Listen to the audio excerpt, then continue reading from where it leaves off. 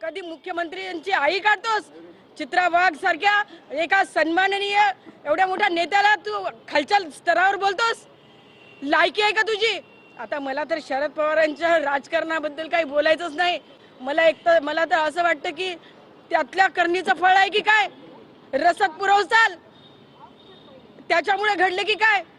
सन्माननीय ताई आहेत आमच्या, सुप्रिया ताई, मी त्यांचा रिस्पेक्टच करते, परंतु माझ्या एसटीतले 124 बांधव जे रोज मृत्युमुखी पडत होते 6 महिने, त्यावेळेस माझ्या ताईला जाग नाही आली.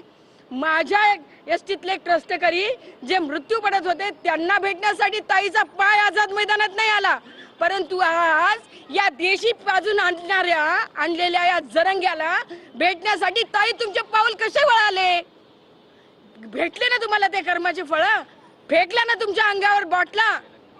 उष्ट्या पाण्याच्या बाटला फेकून तुमचं तिथं स्वागत झालेलं आहे. ताई लक्षात घ्या, आता तरी मला वाटतं सुधरा आणि या ज्या जरंग्याला आहे त्याची लायकी दाखवून द्या. विनाकारण माझ्या गोरगरीब, माझ्या सर्वसामान्य, माझ्या लडक्या मराठा भावांना दिशाभूल करू नका रे. माझे ते ओरिजिनल लाडके अभ्यासू माझे मराठा भाऊ इथे नाहीच दिसत आहेत मला. हे कुठली तरी गंगा वाहते इथे उलटी. काय तुम्ही या लोकांना, मी म्हणते चपट्या पाजून आंदोलन केली जात नाही.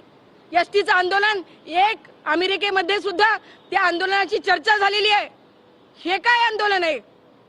हे कोणती दादागिरी आहे? वाटेल ते बोलायचं, गांडबुली म्हणायचं? अरे लाज वाटते का तुला जरंग्या? त्या आंदोलनामध्ये बहिणी आहेत, आवी आहेत, मुली आहेत.